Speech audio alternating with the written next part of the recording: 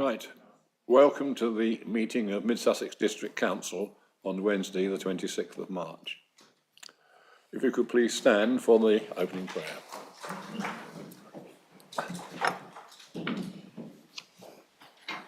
O Lord, grant us courage to strive for what is right and good, courtesy to listen to those of different opinion.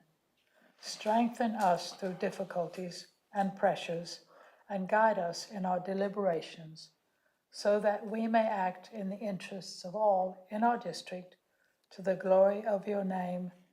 We ask for peace in our world. Amen.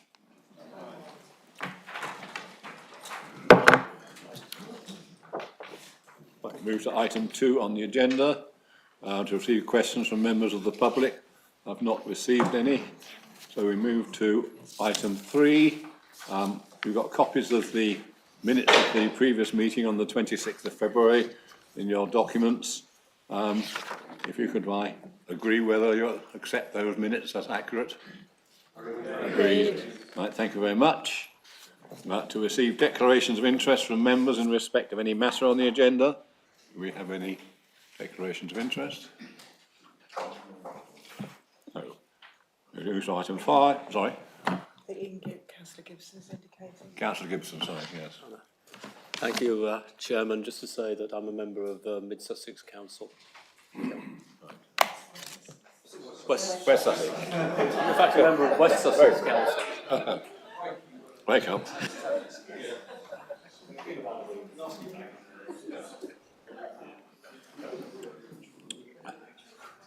To consider any items that the Chairman agrees to take as urgent business. I don't have any, so therefore move to Chairman's announcements. I should like to introduce Julie Galvin, the Council's Monitoring Officer and Assistant Director for Governance. We accepted her appointment last meeting, but this is her first meeting of the full Council. So. Thank you, Chair. You're very welcome. Thank you. Thank you. I've had a number of recent engagements. Just 2 I particularly want to mention. One, witnessing the digging of the first turf of the community centre at Barnes Green in Haywards Heath. This was done by our MP and Councillor Alison Bennett.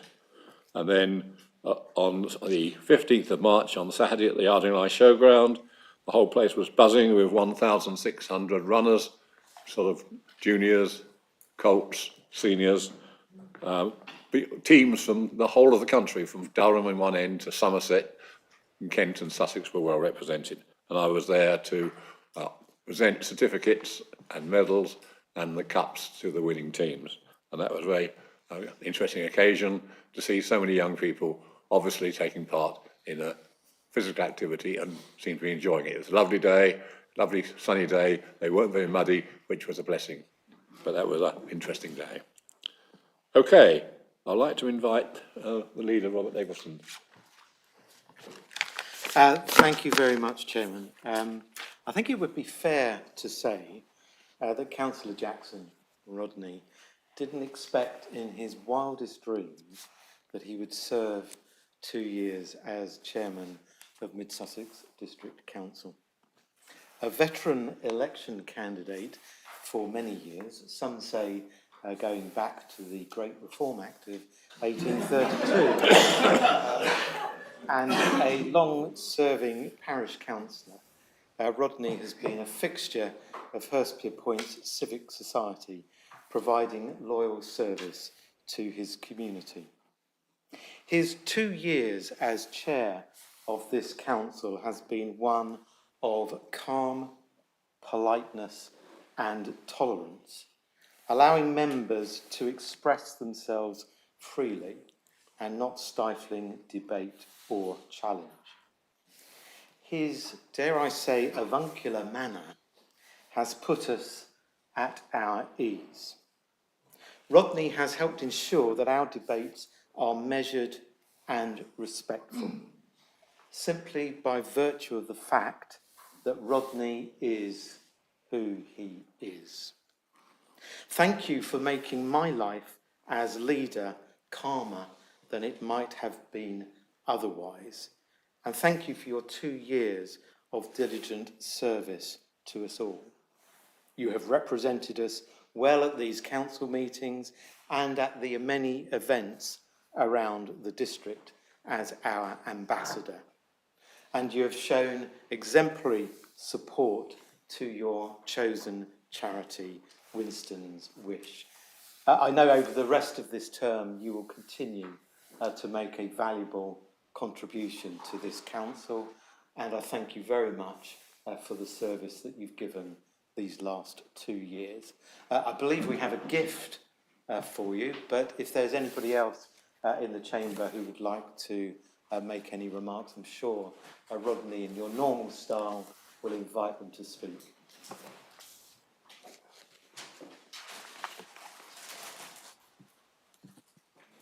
Oh, that's nice.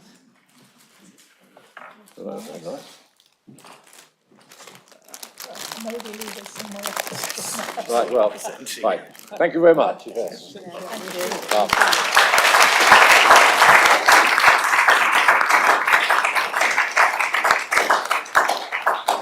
you. Yes, I should like to thank the leader, Councillor Eggleston, for his kind words, and also I'd like to thank all the members of the council. They've been fairly easy to deal with. It's been a pleasure to be your chairman over the last 2 years, and I think we've had some fruitful debates and have got, in many ways, the right answers. Okay, we move now to item 7, Sustainable Economic Strategy and Action Plan Refresh. This is proposed by Councillor John Belsey. Thank you very much, Chairman, and thank you very much for all the work and endeavours you have done, indeed chairing Council very fairly over the last 2 years, so thank you very much for that. I'm very pleased to propose the refreshed Sustainable Economy Strategy and Action Plan for 2025 to 2028. It builds on the work approved by the previous council, which many of us were part of in 2022 through to 2025. I'm very grateful to members of the working group and, of course, to the officers for all the time they've committed to build the Sustainable Economy Strategy and Action Plan with its 7 objectives and 25 actions. It's very difficult to find a way forward to produce a document on such a vital subject, which I know all councillors and many members of our communities care deeply about, and to keep that document relevant and also to achieve cross-party support, which I think we've managed to do. So I'm very grateful for Councillor Hitchcock for carrying that working group forward. We had a robust and good discussion at our most recent scrutiny committee. Very grateful for the officers' comments, and thank you to all the councillors who inputted into the scrutiny review. And I'm very pleased that whilst we've got a wide-ranging document, we've also managed to keep the objectives of the document and the plan both achievable and realistic as well, which I think is something that our council always strives to do. So I'm very pleased on behalf of the Scrutiny Committee to propose the action plan, and I look forward to any comments from members. Thank you. Okay. Call on Councillor Hitchcock to second the motion. Thank you, Chairman. I'd like to second the motion and retain my ability to speak later. Okay, so now we open the debate to the floor. Councillor Brown. Thank you, Chairman. I value the work and content of the Ricardo Sustainable Action Plan and recognise that it's largely generic advice applicable to any council, but nevertheless valid and good advice. The Sustainable Economic Strategy addresses most of the operational aspects of the 3% of the emissions within the direct control of this council. But the effect of planning decisions, recognising the unsustainability of sites like, for instance, West Overley Brickyard and north of Scamps Hill in Linfield, both in the High Weald ward, which I represent, engaged me in much time and debate, I've not recognised. Other decisions are driven by the district plan and the site allocation development plan document provide sustainable dwellings and sustainable travel to work, school, NHS appointments and outdoor recreation. And they've been determined by both planning committees. So both of these, 1 plus, 1 minus and 1 plus. CO2 emissions will increase unless measures are taken to improve the energy efficiency of the existing housing stock. Work to do this by the housing association partners are ongoing. Determination of planning applications for refurbishments of existing dwellings also reduce CO2 emissions. Improvements to 25 dwellings in energy poverty and only supported by external grant funding seems minuscule and inadequate. None of this is considered, and it should be. Objective 7 on page 38 is to support delivery of sustainable infrastructure and provide a well-connected district. I continue to look forward to hearing progress on active travel networks, in particular between Burgess Hill and Haywards Heath, and between Skeins Hill, Lindfield and Haywards Heath. It's stated in the council leaders forward that the sustainable economic strategy has successfully guided the council over the last 3 years, since 2022. This refresh clearly attempts to demonstrate this, but I'd like to ask, when will key tracking be put in place? How will the data be presented on this dashboard reflecting performance since the 2019 baseline figure? So, if I may, I'd like to suggest an additional sentence to go into the recommendation on page 13, paragraph 4, along the lines, well, not along the lines exactly, within 6 months, will the contract officer please report back to the scrutiny committee for place and environment with key performance tracking measures identified in section paragraph 6 on page 32. They're headed, how we will track progress. So, can I make, Chairman, can I make that proposal to add that sentence? Thank you. You have a seconder? Happy to second, Chair. Right. Okay, anybody want to continue with the debate? No, Janice. Yeah, thank you very much. I'm addressing a bit more health and well-being sustainable goal number 3. It is positive that the sustainable economic strategy is refreshed and updated. Given the rise in population and increase in the elderly demographics in mid-Sussex, can the NHS Integrated Care Board be included in the list of partnerships that help form the sustainable economic strategy? Mid-Sussex District Council and West Sussex County Council health and well-being teams can address some issues, but not the lack of medical facilities, doctors and surgeries in mid-Sussex, of which we are all familiar. Thank you.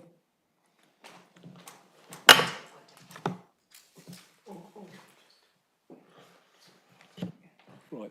I mean, do we want to add this to the motion, or is it something we consider? Yes.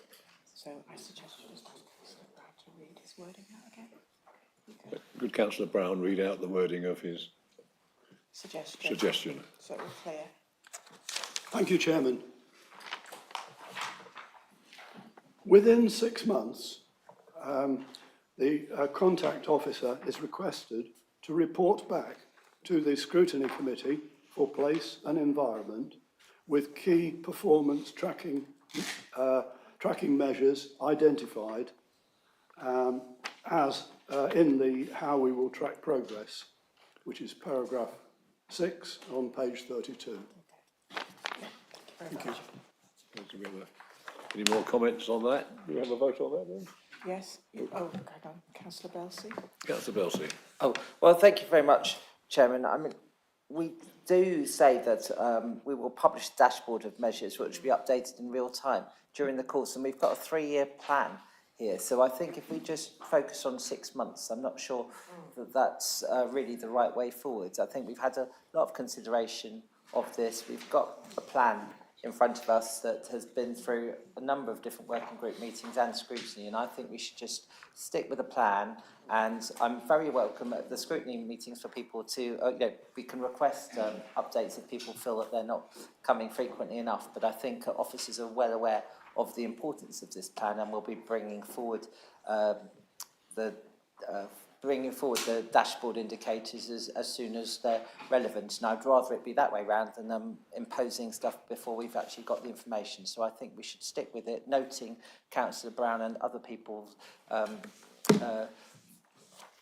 the importance to which they attach to the issue. Bearing that in mind, I think we should stick with the wording as currently is drafted. Thank you. Councillor Gibson. Thank you, Chairman. I just want to just to understand this a bit better. I'm a bit confused, right? What we've got is that the dashboard of key tracking measures is actually set out. I don't have a page reference on that. It's just before the case studies, and I'm wondering why that and that is not sufficient for the councillor.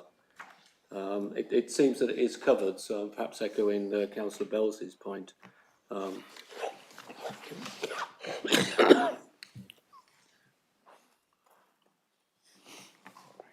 Right. Councillor Brown. Thank you, Chairman. Just to respond to Councillor Gibson. I would say that we've gone for 3 years and we haven't had any comparison and any feedback at all. So it might go along for another 3 years. That's my concern.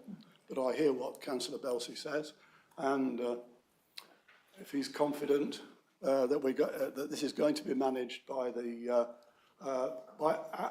and through the scrutiny committee, then I'll withdraw the proposal. But I'd like to have an assurance that this is going to be dealt with by the scrutiny committee. Thank you. Right. Thank you, Councillor Brown. Councillor Gibson. Thank you for letting me come back, Chairman. I mean, I'm not sure that this chamber is the best place for ping-pong backwards and forwards, but there have been 2 annual reports on the Sustainable Economic Strategy. Admittedly, the first one was very much an outline as an interim, but I think the second one was very much comprehensive before we ran into the refresh that we've conducted. But I will assure the councillor that we will certainly provide the information that he's requiring, and that there will obviously be further annual reports on the progress that this is making against those points. Thank you. Right, see no more contributions to the debate, so we'll... Just procedurally, could the seconder just confirm you're happy for the wording to be withdrawn? Councillor Eaves?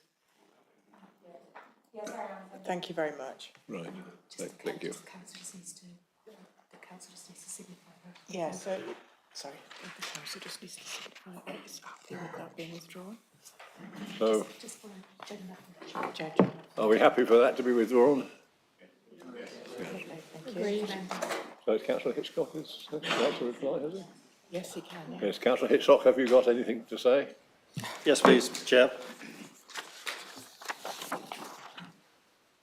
I was fortunate enough to be able to be chair for the cross-party subcommittee which monitored and took part in the refresh operation of the SES and Action Plan.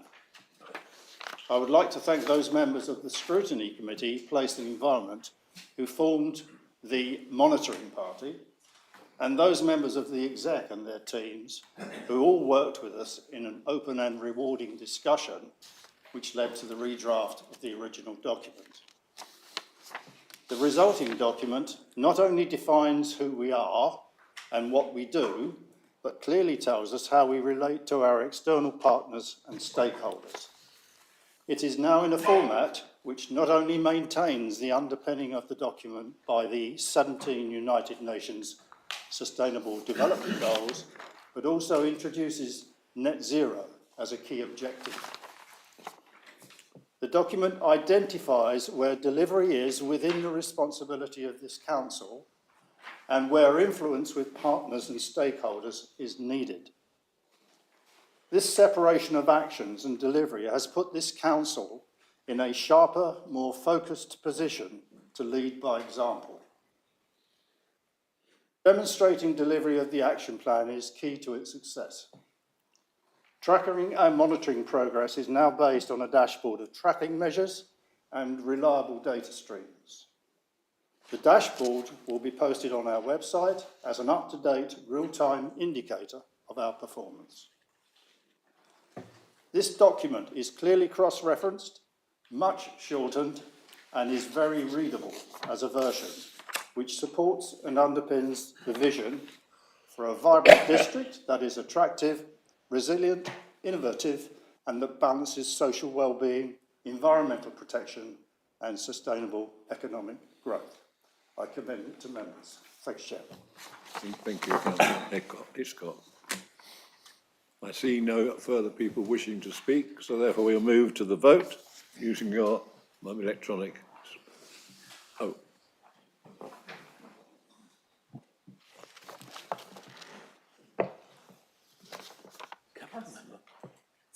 Yes, Gibson, yeah. Sorry, Mr. Chairman, I understand I get the opportunity to speak as cabinet member. Oh, right, yes. Right, thank you. Sorry, could we just Cancel. cancel the vote and Yes, I'll vote on whether I should speak. Really? I vote no. You're not going to? You're all right? Sorry, I'm looking at a vote, so. Yeah, I think you better go to the vote, if that's all right. No, I'd like to speak. I have to speak. Yeah, okay, because I've done that. Thank you.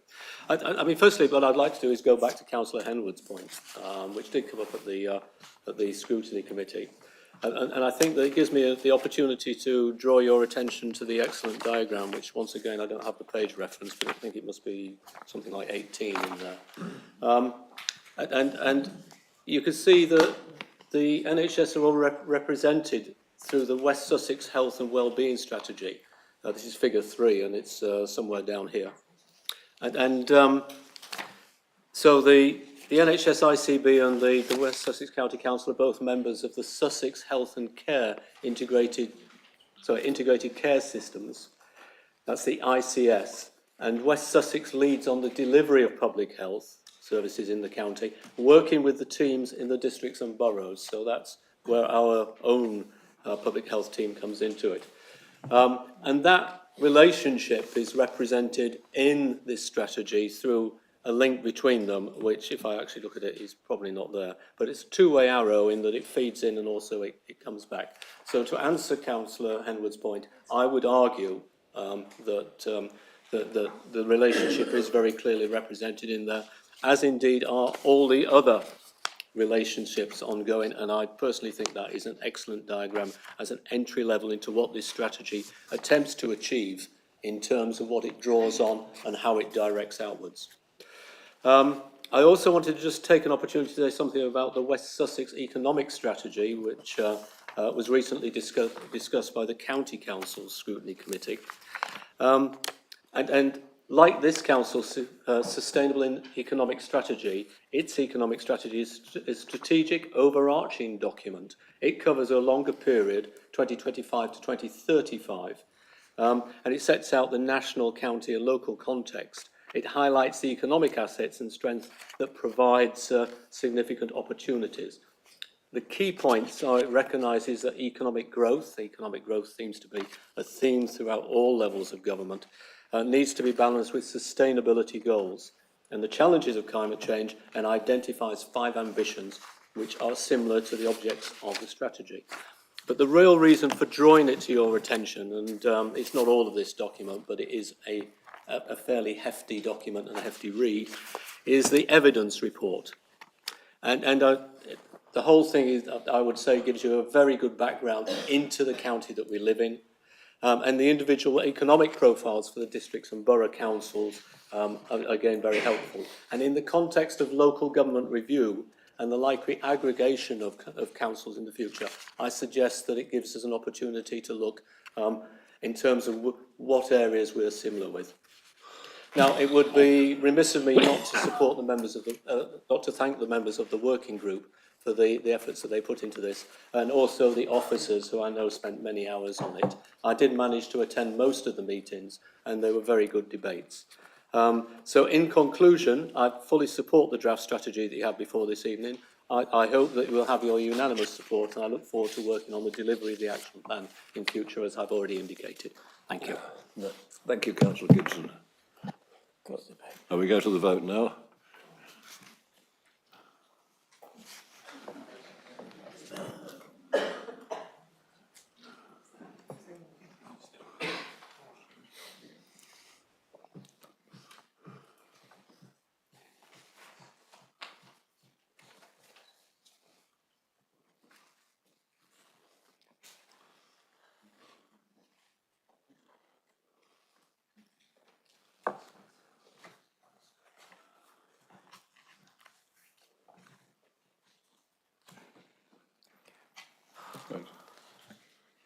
Good evening, councillors. So we've got 40 for 0 yes, 0 for no, and 2 have abstained. Thank you. Right, thank you all very much. We now move to agenda item 8, the MSDC Pay Policy Statement 2025 to 2026. And the recommendations are on page 53 of your documents. Could I call on Councillor Hicks to propose? Thank you, Chairman. I'm pleased to propose the Council's annual pay policy, noting there are no substantial changes, although I would highlight the Council's commitment to ensure all staff, including apprentices, are paid at the real minimum living wage, which currently stands at £12.60 per hour. I therefore propose the motion. Thank you, Councillor Hicks. And seconded by Councillor Cook? Thank you. I'm very happy to second this. Right, thank you. Now I invite the members to debate this recommendation. I see no person wanting to speak, so therefore nobody has voted against, so we must move to the vote, yes? So we move to the vote.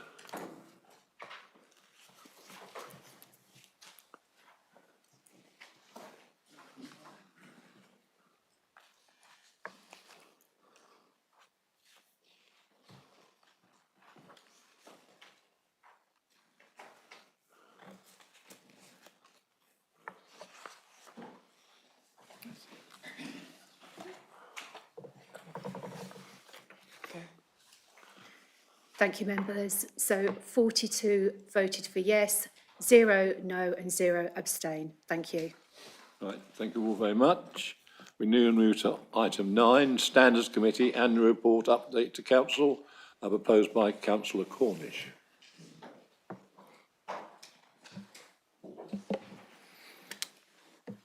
Thank you, Chairman. I'm happy to propose the Standards Committee Annual Report as set out in your packs. Thank you. Right, and seconded by Councillor Kennedy. Yes, I'm happy to second this motion. I invite from the floor any debate or comments on this recommendation. I see none, so we'll move to the vote.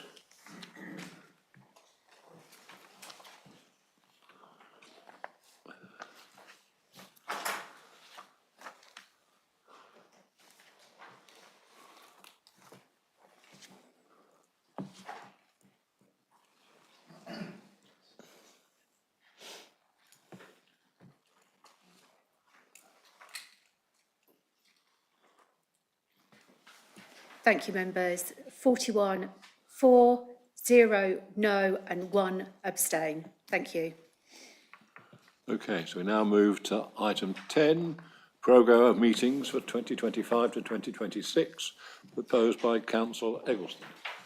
Yes, thank you, Chairman. Happy to move the recommendations in agenda item number 10. Thank you.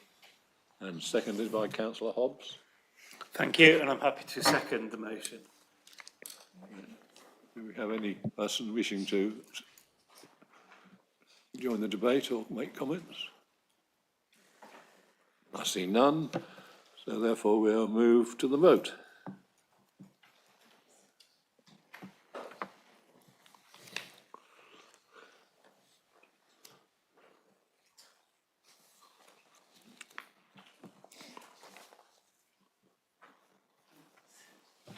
Thank you, members. 41 for, 1 against and no abstentions. Thank you. Right, thank you.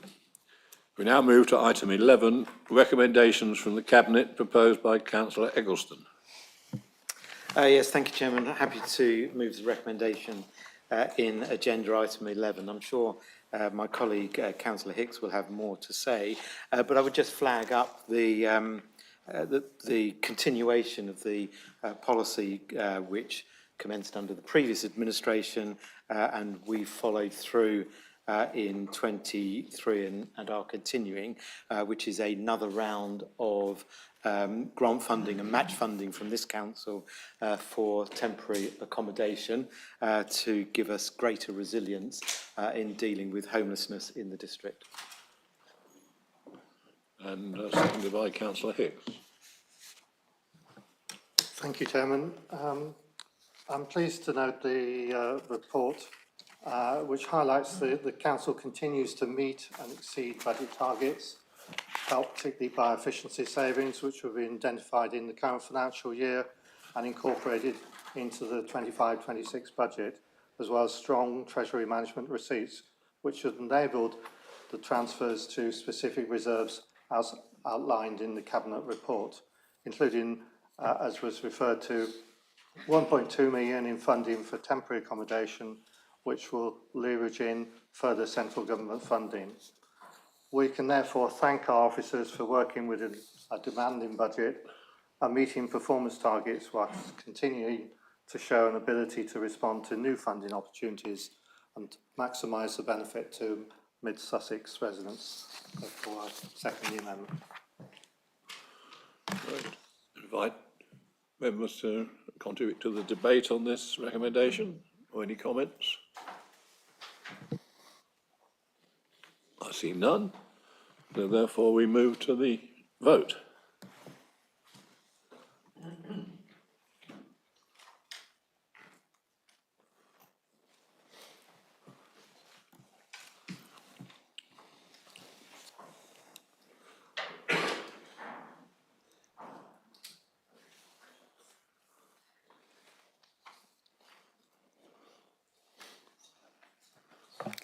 Thank you, members.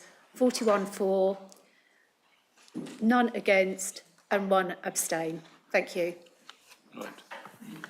Thank you all very much for that. We now move to agenda item 12 to receive the leaders' report. Councillor Eggleston. Yes, thank you, Chairman. Just a brief report from me. On Gatwick Airport, on the 27th of February, the Secretary of State for Transport issued a minded to approve letter for the Gatwick Airport Northern Runway Development Consent Order, DCO as it's known, under the Planning Act 2008. The PINS report recommended an alternative DCO rather than one submitted by Gatwick, an approach which has not been adopted before. The alternative DCO includes a range of controls on the operation of the expanded runway, as PINS did not consider that all of the provisions for it had been considered during the examination. These relate to issues such as the proportion of passengers who travel to and from the airport by public transport and noise mitigation. We can note with some satisfaction that the Secretary of State's decision supports the very representations that we and our neighbouring authorities have been making all along. The minded to approve decision provides some additional time to seek views from all parties on the provisions prior to a final decision being made. The deadline for the final decision is now extended to the 27th of October 2025, an extension of 9 months. The decision to set a new deadline is without prejudice to the decision on whether to give development consent for the application or not. On the district plan, we are still awaiting for a response from PINS in respect of the stage 1 findings of the examination of the district plan and a date for the commencement of stage 2. Officers continue to press PINS for a response and a new timetable.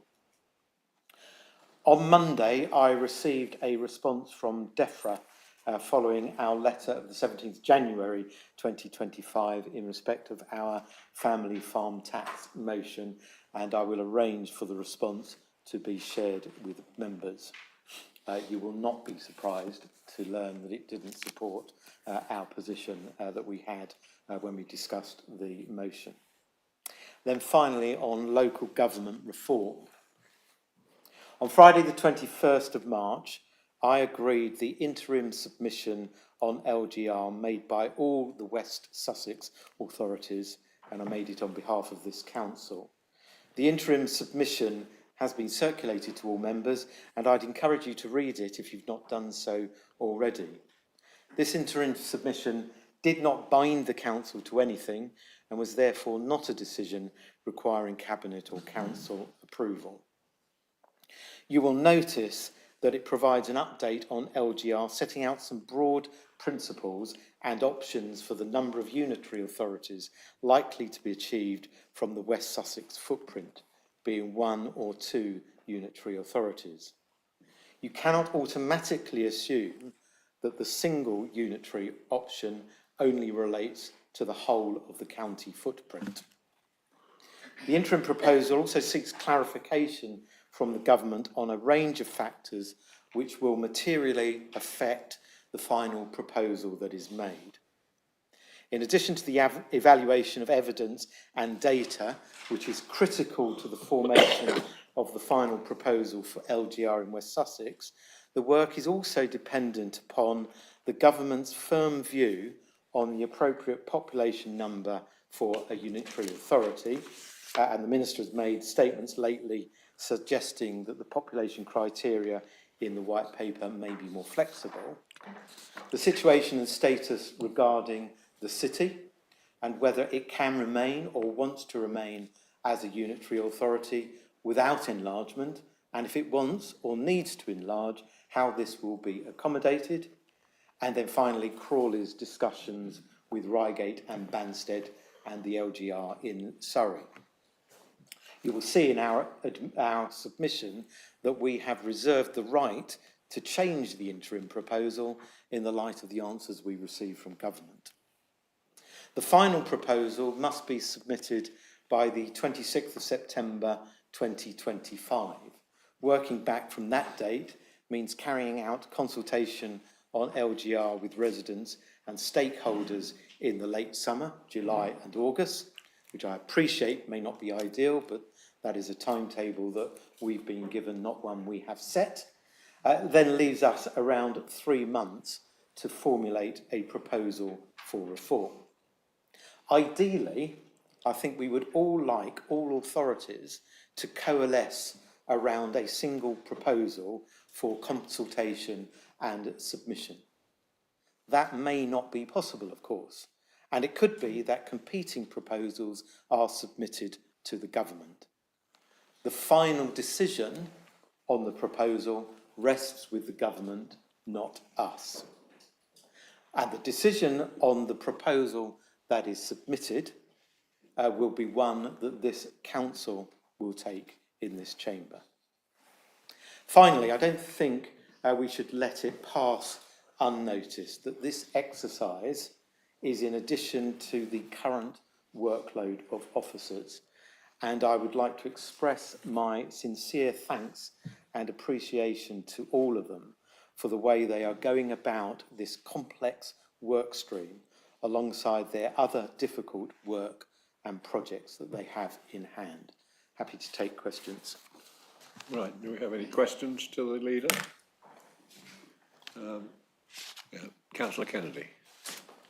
Thank you very much, Chair. I'm sure I endorse, on behalf of us all, the work that you, Leader, and Chief Executive, and indeed the other Chief Executives and leaders around the county have been doing on local government reorganisation. There's a lot of talk about this. You mentioned yourself the fact that the government's white paper mentioned 500,000 as the number of residents that should be served by a unitary authority. But also we've heard that there might be some flexibility. To what extent might there be flexibility? It would be good to know that. And particularly as I think we all know, the population of Sussex is round about 1.5 million, 1.7 million, I think, at the last census. Yet we hear from Brighton Council that they think there should be 5 unitary authorities across the region. But also we hear apparently from West Sussex County Councillors, at least at some level, that there should be 1 unitary authority for the whole of West Sussex. These sorts of arguments are very interesting, but I'd be very interested myself to hear what your views might be on that. Yes, thank you. They are interesting pieces of speculation. Let me try and break this down into 2 parts, if I may, and it's useful to unpack this a bit more. So you're correct, Minister McMahon has made several interventions since the publication of the White Paper, suggesting that there's more flexibility in the population criteria than was first thought. And whilst that is to be welcomed, we are trying to get clarity, and our submissions shows that from the government on what is the upper and the lower population limits for our proposal, as it is a material factor in LGR. You'll see, all of you, in the interim proposal that what we've actually set out are 2 very high-level generic proposals. One is either a single unitary authority just for West Sussex, we are not commenting on East Sussex or the City, or 2 smaller unitary authorities. But of course, depending on the guidance that we get back from government, we have reserved the right that we might change that. It's also worth remembering that if it was just population, it might be easy, but population is by no means the only criteria that we work to. Geographies need to make sense, and of course, any new unitary authority has to be financially resilient, and I think we can all point to instances, even in our own county, where some councils are not as robust as we are, for example. So hopefully that deals with that. And as I said, I'm not surprised, and I'd be very surprised if people in this chamber were also not in the privacy of their own bedrooms speculating on the shape of unitary authorities. However, I think it is unwise. I think it is unwise at this stage for anyone to nail their colours to one particular outcome, because to do that would be to prejudge the important data and evidence gathering work that officers are embarking upon at the present time, because it is the data and the evidence that will drive the proposal we finally make, not our desire to put lines on a map. And that's the other point. It is more, much more than lines on a map. Firstly, and we should never forget this in any of the discussions that we have, across the region we are dealing with the employment of around about 43,000 people. And I think it is incumbent upon all of us to be sensitive to their needs, because it's their livelihoods that we are discussing. So speculating in private, fine, but be very careful about what you do in public. West Sussex is a diverse county. I was looking at some of its nature today. It includes a major airport, a harbour. It has coastal communities. It has a cathedral city, small market towns and villages. It has over 500 settlements.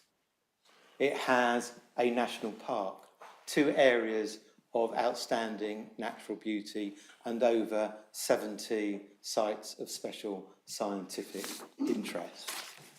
And in shaping reform, we have to take account of all of that diversity. And we have to be very, very aware and committed to, and it's something that Paul Marshall, the leader of the County Council, made at Council last week. We have to be very conscious of the need for ensuring that place and community in an enlarged authority is at the heart of what we create when we embark upon this reform. I hope that answers your question. Yes, thank you very much indeed, Leader. I won't pursue the bedroom thought. Do you have any more questions to the Leader?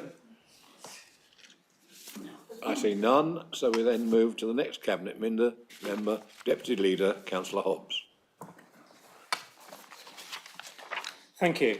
We are now nearing the completion of the construction of the Arc Centre for Sport in Burgess Hill, and Places Leisure are continuing to engage with prospective users and build a bookings plan.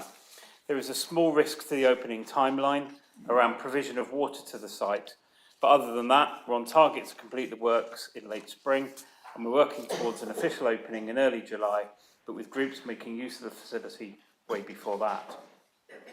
In Linfield, work commenced on the Hickman's Lane Pavilion, which was 2 weeks ago, with an estimated completion date of mid-August. This project is funded by developer contributions and a grant from the Football Foundation.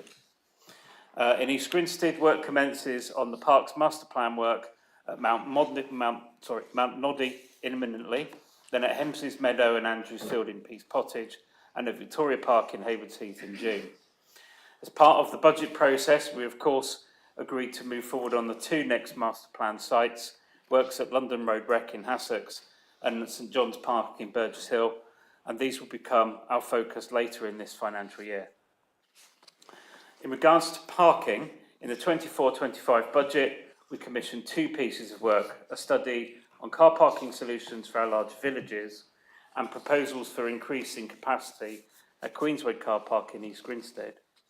The village parking study came to Cabinet just 2 weeks ago and recommends using parking management regimes to generate income to provide on-street and off-street enforcement, to cover the costs of running the car parks and ongoing investment needs. Tariff and stay restrictions will manage our large village car parks, influence behaviour and manage the demand.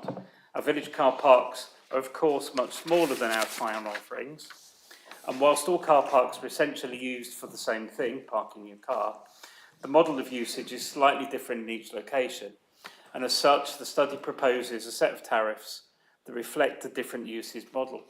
In Hurstpit Point, for example, there is a requirement for lots of short stay parking to facilitate school drop-off at St Lawrence School. In Dale Avenue in Sussex, the car park is used heavily by residents who want to park near to their homes, but not on the road. And of course, each car park needs to provide spaces for grab and go and long stay shoppers and shop workers, and in some locations, commuters. The proposed tariffs start from a 3 hour each day for those with a digital permit, which will cost £4 a year, a 4 p.m. to 9 a.m. overnight residence pass, an all-day rate of £1.80, and a 60% discount for a year's season ticket. Work to refine the proposals will now be completed before a statutory consultation commences, with the intention of implementation in January 2026. The study on Queensway has now been received in first draft form. There is, of course, a lot to consider, not least financial viability, design and construction complexity, planning and regulatory hurdles, and technological and operational integration. A paper will come to Cabinet for review and discussion in May. Finally, next Tuesday, the 1st of April, we have a Cybersecurity for Councillors workshop, which I'd urge you to all attend if you can. As has been highlighted before, this council is constantly under cyber attack, which puts our systems at risk, and this session is about equipping you as councillors with the skills to recognise and fend off threats. I'm sure you will find this session useful and informative. Thank you. I'm happy to take any questions. Do we have any questions for Councillor Hobbs? Councillor Mockford. Thank you, Chair. Could you confirm what form of vouchers that are going to be provided for the volunteers that steward at Checkermead? Thank you. Thank you. So the officers are working up a suite of different policies that will then be applicable as and how we wish to use them across all of the car parks, including the process of being able to issue a free parking scheme for volunteers. So once that work is done for all car parks, then it will be deployed. It will be a digital voucher, to answer your question. And the timing isn't yet confirmed, but it's being worked on, as I say, as part of the suite. Thank you. Councillor Ellis.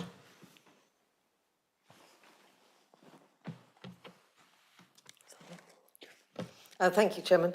May I just ask, it's in regards to Scrace Valley Nature Reserves, and there's been community concern over it actually being dry, which has affected the frog spawn.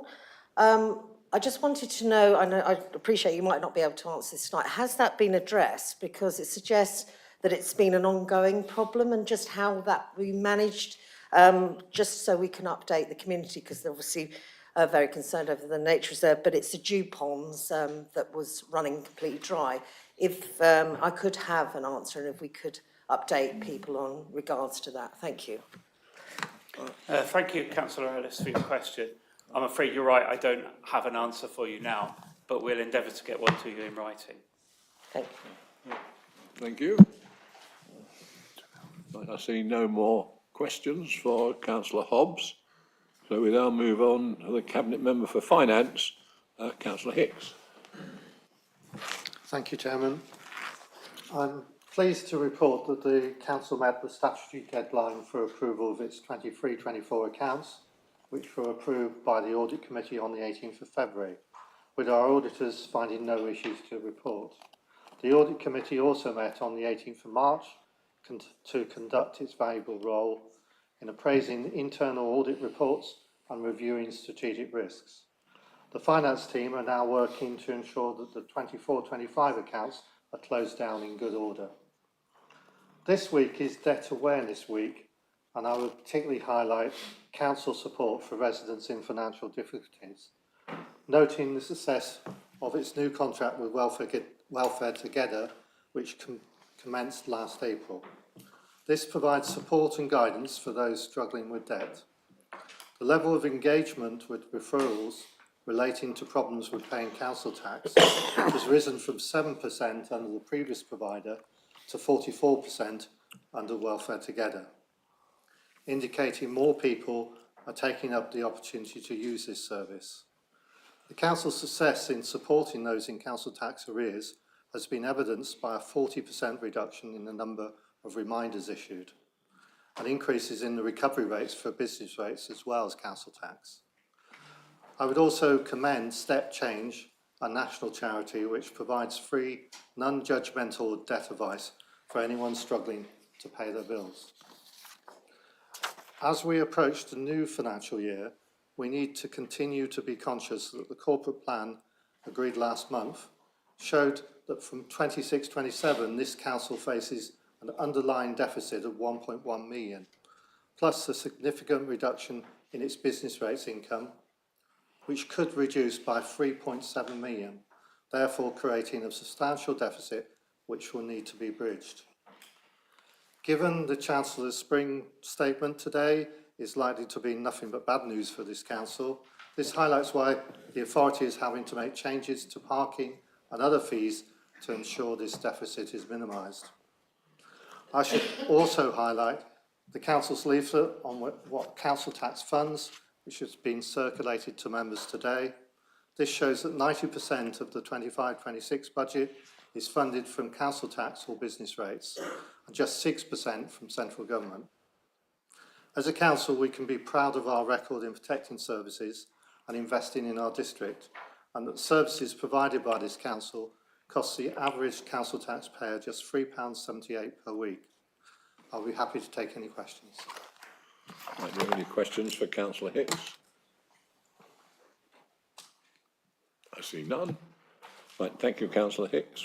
We move over to the Cabinet Member for Communities and Communications, Councillor Cook. Thank you, Chair. I'm pleased to report that at our March meeting of the Cabinet Grants Committee, we were able to make awards totalling around £58,000 to 16 organisations supporting our residents. This took us over the £100,000 budget for this year, but we were able to make use of the underspend from earlier years. We will continue to promote the grants on our social media platforms and encourage members to bear them in mind as they meet with potential recipients. We now have an impressive 8,800 followers on Facebook, nearly 2,200 on Instagram and 5,300 on Twitter. This continues a strong trend for growth, and we continue to post several times a day across all our platforms. We also continue to get great feedback on our advertorials, with lots of requests for items for inclusion. I hope you will have seen our Mid-Sussex Matters newsletter last week and continue to encourage residents to sign up. We are busy promoting our popular Play Day events for children and families happening in the 3 towns just before Easter, and issued a press release this morning. I do recommend, as always, dropping in on one to witness the fun and the efforts of council staff and other supporters. Community safety. I attended the Police and Crime panel last week, where we scrutinised the Sussex Police and Crime Plan 2024 to 2028. I challenged the Commissioner on the aim to make residents feel safer and suggested that the ambition be to make residents be safer. Not accepted at the session, the Chair has included it as one of 4 points raised in his letter to the Police and Crime Commissioner, and to which we await a reply. Meanwhile, I'm pleased to say that Section 106 funding has been secured for CCTV updating in East Grinstead. Clare Hall. I am delighted that we are now in a position to seek a cultural partner to move ahead with the new Clare Hall. As you will no doubt have seen, the outline specification for procurement is for a 3-screen cinema with the largest auditorium able to stage live performances. Also, that there should be a food and drink offering at the venue. We hope to have a cultural partner in place by the late summer and then seek a development with the involvement of our cultural partner.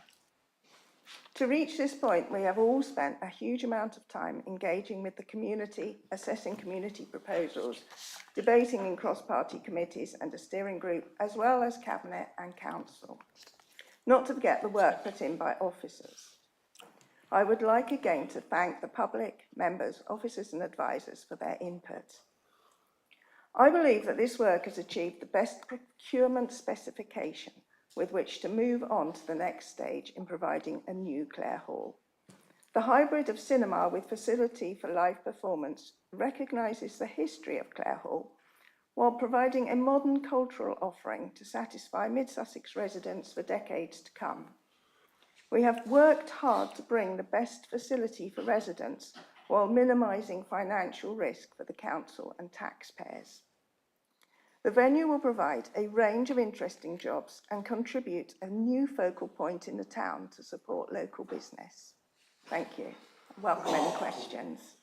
Any questions for Councillor Cook? Councillor Ellis. Thank you, Chairman. May I just ask, in regards to the Household Support Fund, which is fantastic, offering vulnerable residents to buy food and white goods. Could I just ask, is that aimed at local businesses when you reach out for people to purchase or be supplied with these? Thank you. Thank you, Councillor Ellis. I'll have to get back to you on that. Sorry. Thank you. Do we have any more questions to Councillor Cook? I see none. Well, thank you, Councillor Cook. We now move to Cabinet Member for Sustainable Economy and Housing, Councillor Gibson. I'll start by thanking councillors for their near unanimous approval of the sustainable economy tonight. Officers will be promoting Mid-Sussex at the UK Real Estate Investment and Infrastructure Forum in Leeds in May. Members can find details on the Opportunity Mid-Sussex website. Officers have joined the steering group of the Adur and Ouse Catchment Partnership. As the name suggests, this group is concerned with the protection of the two rivers concerned and their catchments. Of course, we have other rivers in the district. And I'm looking forward to hearing about the new county-wide Climate Action Strategy Group at the West Sussex Joint Climate Change Board next week, and I'll report on that next time. Moving swiftly on to housing, and since I spoke to you in December, there's been an increase in the demand on our housing services. The Council triggered its severe weather emergency procedure in January, and 9 rough sleepers were accommodated. Last month, 11 rough sleepers were accommodated under our discretionary powers. I'm pleased to be able to report that there were no rough sleepers at the end of each month. There was a significant increase to 119 households seeking advice and assistance for housing in January. That fell back to 94 in February, but that's still high. The number in temporary accommodation has also risen to 99, and we have 2 families in bed and breakfast. So we're fortunate to have our own stock of 44 temporary accommodation units at the moment. They're a much better option for families. On average, each unit saves us £95 per night in bed and breakfast charges, equal to more than £35,000 in a full year for each unit. And as you've heard, officers are exploring the case for investment in more 3-bed temporary accommodation units, taking advantage of a further round of match funding from the government. The increased numbers obviously mean more pressure on the officers who deliver these services, and I guess they're truly frontline services. And I'd like to take a moment just to acknowledge and thank them for their work and commitment. The number of households on the Home Move Housing Register, which is managed by Clarion, has also increased significantly from just below 2,000 2 years ago to over 2,400 today. 80% of these households are in the lowest priority, and 70% of the need is for 1- and 2-bed properties. Alongside that increase of nearly 500 in the number registered, it should remember that the housing development of the district has delivered some 500 new affordable homes to the stock in the same period, which arguably should have reduced the number on the register. On appeals, we're still waiting for the inspector to announce the outcome of the inquiry into the planning application for 90 homes at Skems Hill. Members may recall that the developer appealed on grounds of non-determination within the statutory period of 13 weeks. And I think we're going to see more appeals on these grounds as developers race to get their sites approved while the housing policies in the district plan are out of date. The good news is that currently we're meeting the statutory period for both large-scale sites like Skems Hill, 13 weeks, and small-scale sites, which is as low as 8 weeks. Last summer, I was able to tell you that there was a 100% record of our decisions being supported by appeal inspectors, but more recently, inspectors have begun to favour developments. Our annual target of 33% or less for the proportion of appeals allowed will be met this year, but it's a concern for future years. In calculating this percentage, the dismissal of the appeal for 120 homes in Aldbourne has the same value as an appeal against the refusal of an application for a porch, garage conversion or single house. So it seems a pretty unfair metric. And finally on housing, the government published the Planning and Infrastructure Bill on the 11th of March. The bill's intended to speed up the delivery of new homes and infrastructure. It'll be some time before the proposed measures come into effect, but they're unlikely, frankly, to have much effect on our decision making. The greater majority, 96%, of our decisions are already made under delegated powers. A more positive change is that the Council will be able to set charges for planning applications, and I would expect these to be based on a full cost recovery in future. Thank you. Right, do you have any questions for Councillor Gibson? Oh, I see none. Right, thank you very much, Councillor Gibson. So we now move to agenda item 14, motions on notice, support for an enhanced democratic devolution process for Sussex and Brighton. I'd like to invite Councillor Cornish to speak to introduce the motion. Thank you very much, Chairman. Firstly, Can I thank the Chief Executive and the Leader for responding to our motion in advance of this evening, and for Councillor Eggleston's work in looking to find an amicable approach to move forward with this.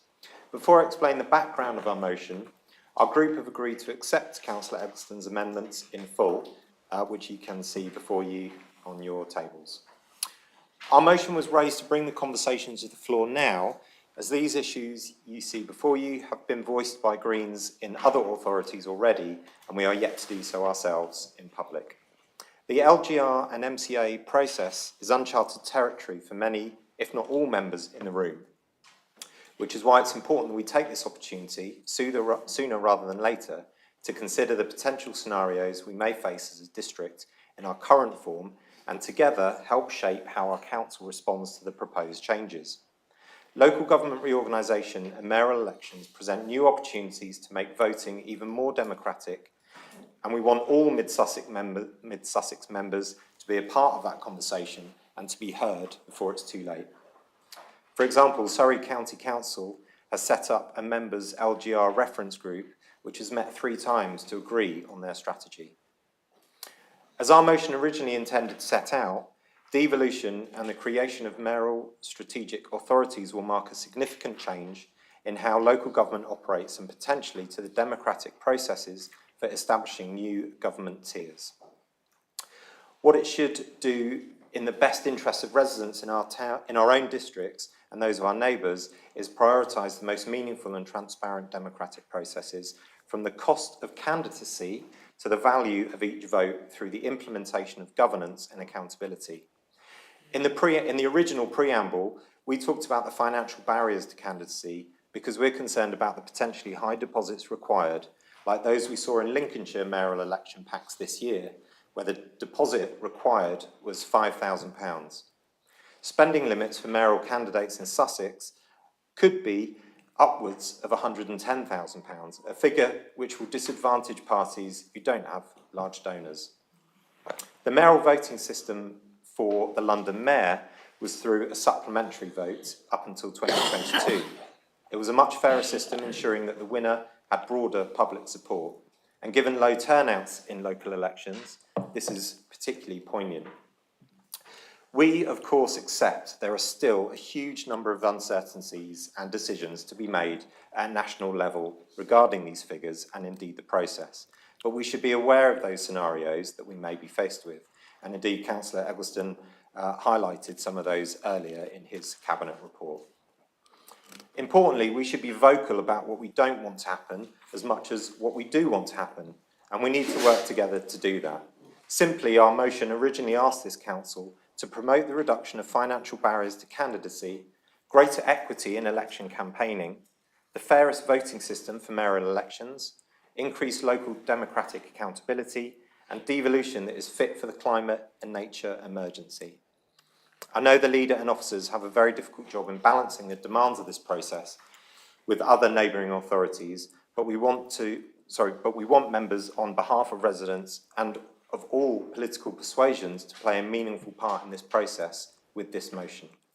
The task in hand is huge, and I must state it is not without recognition of senior officers and council staff all working extremely hard on this, that we want the best outcome for all in Mid-Sussex.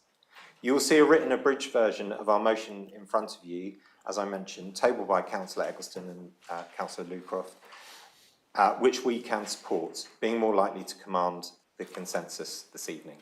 And we therefore would withdraw our original motion presented. Thank you.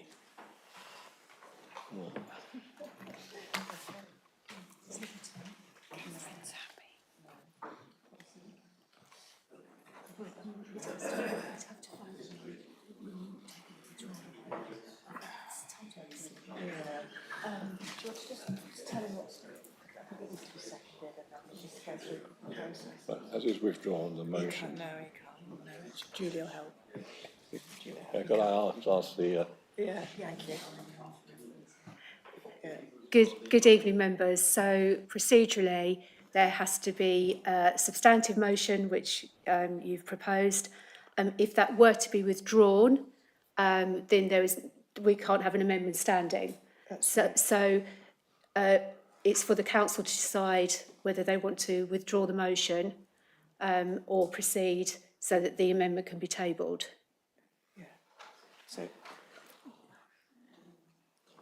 So just to help there, guys, it would be, as you've moved it, Councillor Cornish, it'd be much easier if Councillor Eaves was to second it, and then we immediately amend it, and then we can deal with it that way. Yeah. Okay?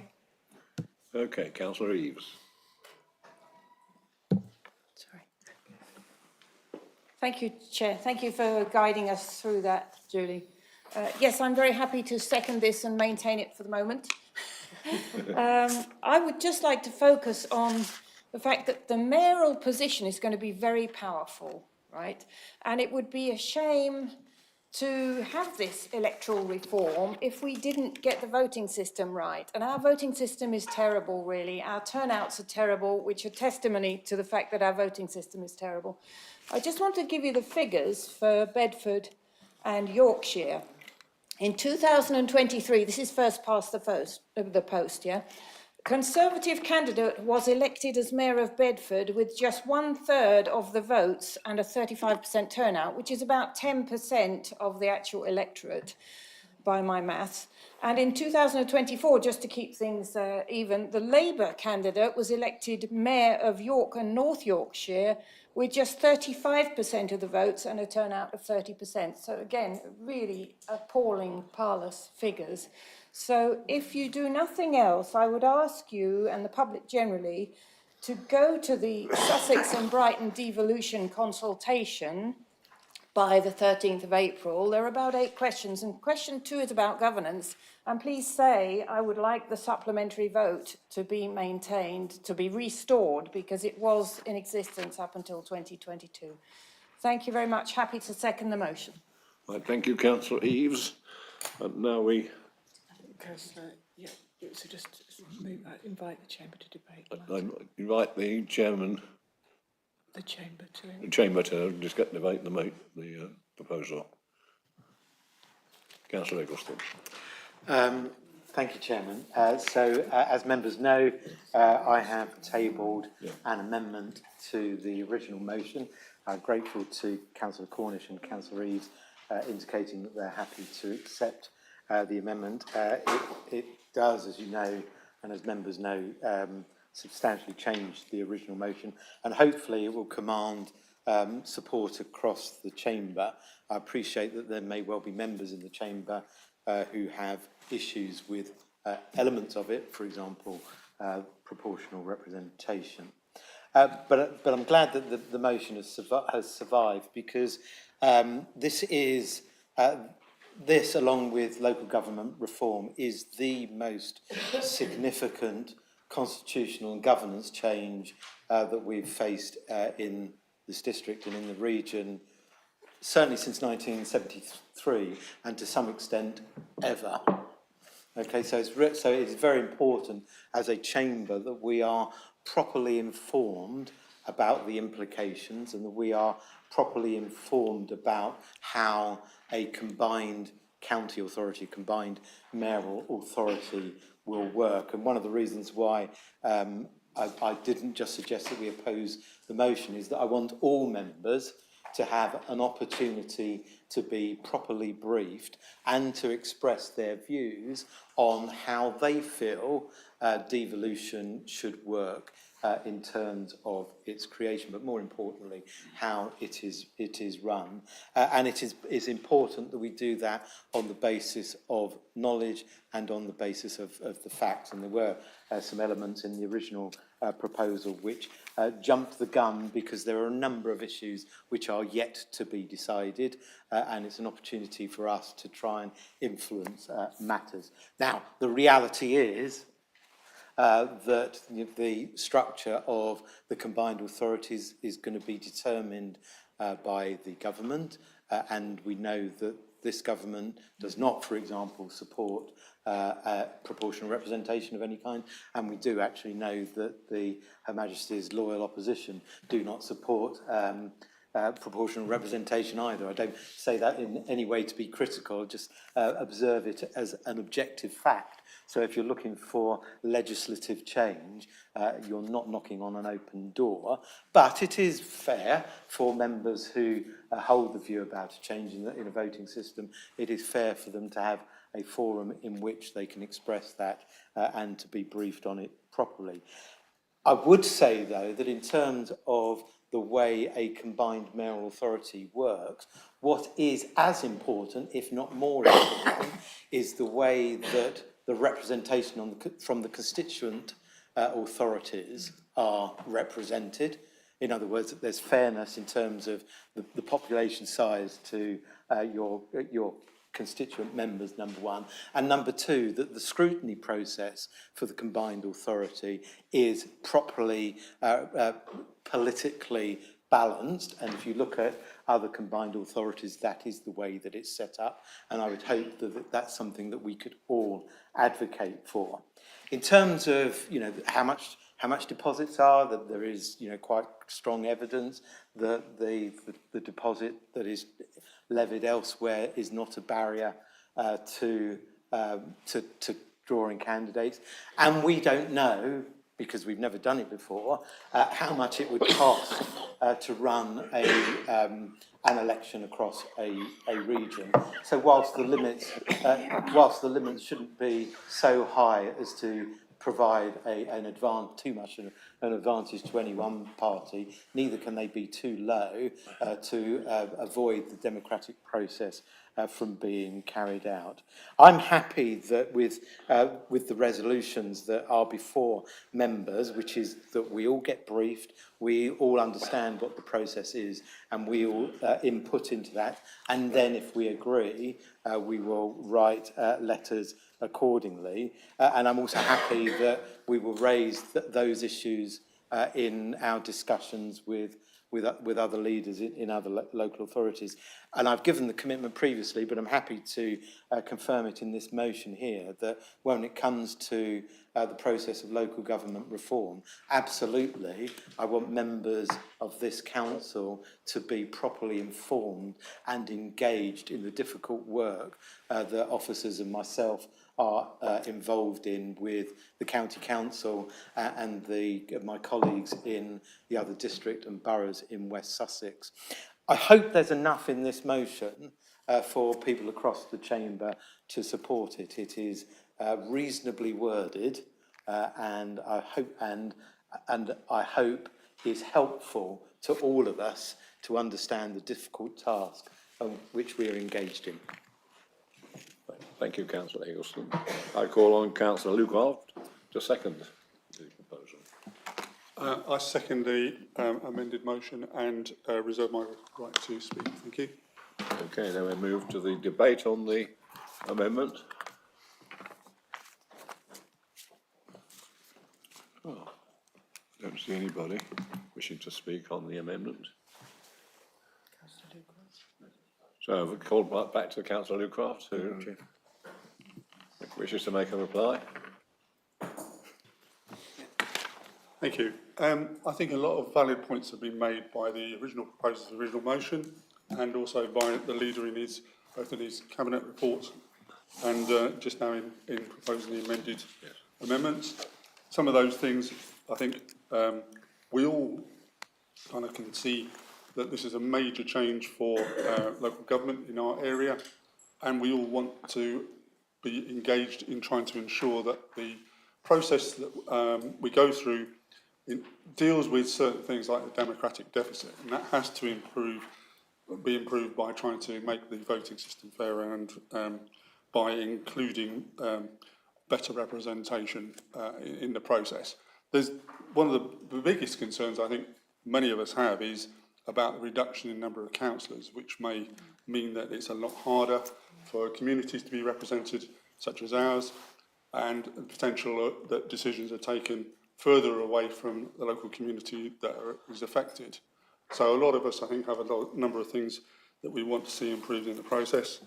I think the motion, as amended, reflects a lot of those concerns, and I welcome the fact that what we're proposing here gives a process to this council to have more discussion, ensure that members are better briefed and involved in that discussion, and ensure that the leader and officers are supported in their negotiations with other neighbouring authorities to try and get the best outcome for our residents.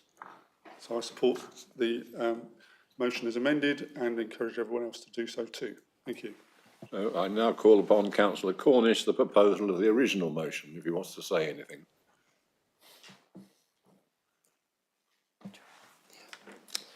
Thank you, Chairman. I have nothing further to add. Thank you.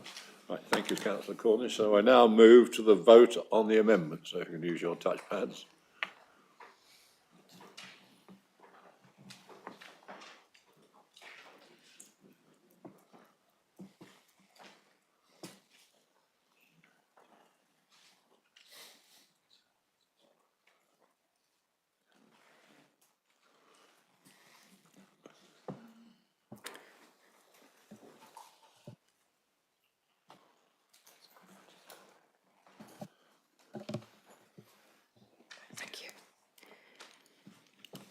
Thank you, members. The vote on the amendment is 29 for, 10 no and 3 abstain. Therefore, the motion as amended is carried and becomes a substantive motion. Thank you. Okay, so we have to vote on the substantive. Vote on it as a substantive. Now we have to go and vote on the amended motion as a substantive motion. Yes.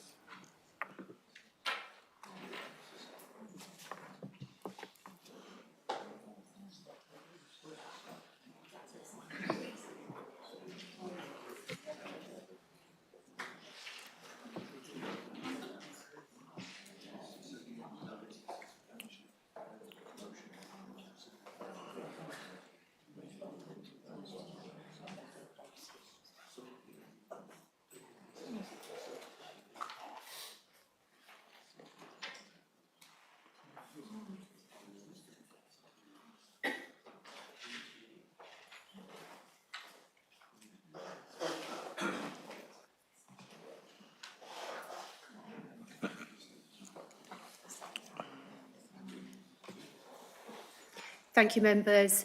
So on the new motion, the vote is 29 for, 9 against and 4 abstain. Therefore, the substantive motion is carried. Thank you. Right, thank you very much, everybody. Now the final item, item 15, questions from members pursuant to Council Procedure Rule 10.2. I have none, and so therefore I close this meeting of Council. We will just wait until the live streaming turns on. Thank you.